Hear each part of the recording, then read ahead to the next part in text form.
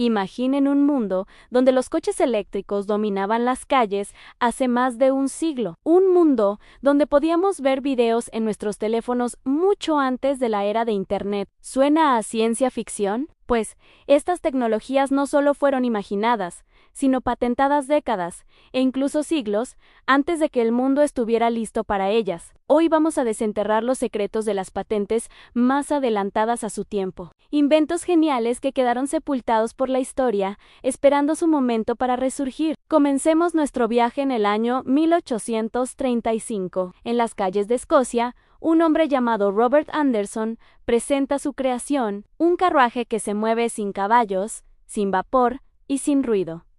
Era el primer prototipo de un coche eléctrico. Sí, escucharon bien. Mientras el mundo se maravillaba con las locomotoras de vapor, Anderson ya había diseñado un vehículo impulsado por baterías no recargables. Su invento era ingenioso, limpio y silencioso.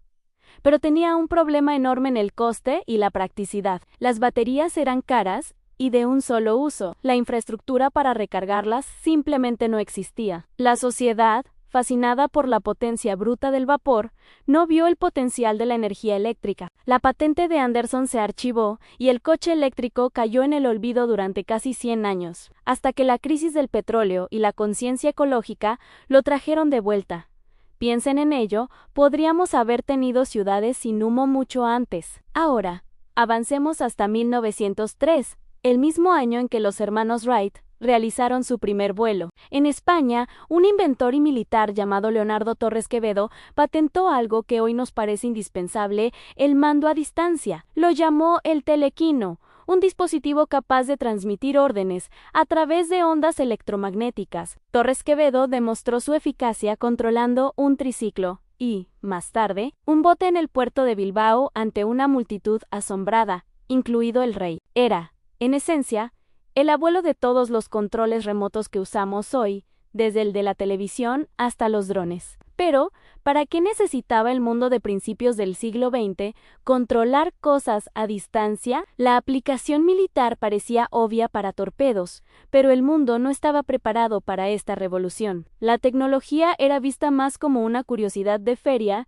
que como una herramienta práctica. La patente existía, la tecnología funcionaba, pero la mentalidad de la época no supo qué hacer con ella. Y la lista sigue. En 1927, Philo Farnsworth, un joven genio de tan solo 21 años, patentó el disector de imagen, el primer sistema de televisión completamente electrónico. En una era dominada por la radio, Farnsworth imaginó transmitir imágenes en movimiento a través del aire. Su visión era tan radical que cuando se lo explicó a su profesor de química en el instituto, tuvo que dibujarlo en la pizarra para que le creyeran. Logró transmitir la primera imagen, una simple línea, en su laboratorio de San Francisco, pero las grandes corporaciones de la época, como AC, libraron una batalla legal encarnizada para arrebatarle su invento. Aunque Farnsworth finalmente ganó la guerra de patentes, el agotamiento y la falta de visión comercial lo dejaron en la sombra. El mundo tardaría décadas en adoptar masivamente la televisión,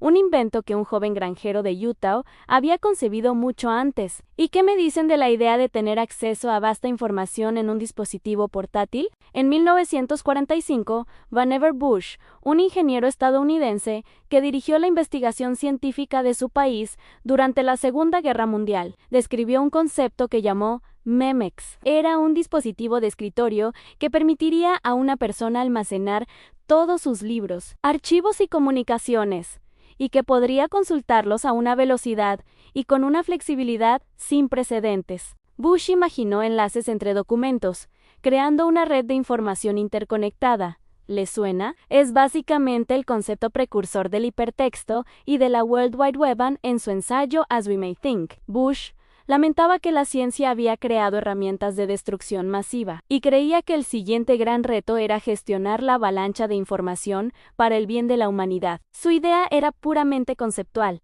no llegó a construirla, pero la patentó en su mente y en sus escritos, sentando las bases teóricas para la revolución digital que llegaría medio siglo después. El mundo, apenas saliendo de una guerra, no estaba pensando en redes de información personal, sino en la reconstrucción. Otro caso fascinante es el de Paul Otlet, un visionario belga que a principios del siglo XX intentó crear una ciudad del conocimiento, que catalogara toda la información del mundo. Junto a Henry Lafontaine, desarrolló la clasificación decimal universal y creó un gigantesco archivo de fichas con millones de entradas. Pero Otlet fue más allá.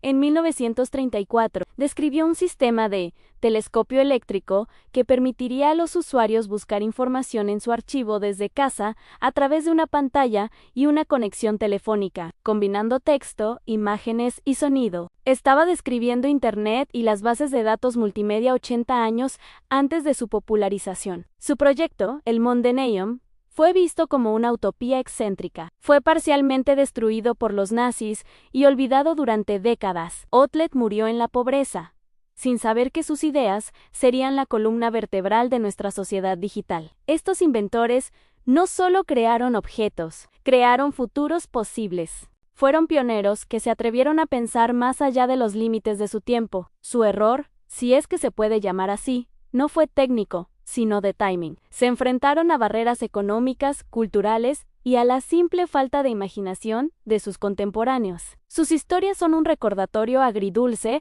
de que una gran idea no es suficiente. Se necesita un ecosistema que la acoja, una sociedad que la entienda y un mercado que la necesite. La historia de la tecnología no es una línea recta y ascendente, es un laberinto de ideas brillantes, callejones sin salida y redescubrimientos afortunados. Muchas de las tecnologías que damos por sentadas hoy son, en realidad, sueños resucitados de mentes visionarias que vivieron y murieron mucho antes de ver sus ideas hechas realidad. Nos enseñan que la innovación no siempre es una carrera hacia adelante, sino a veces un eco del pasado que finalmente encuentra su voz.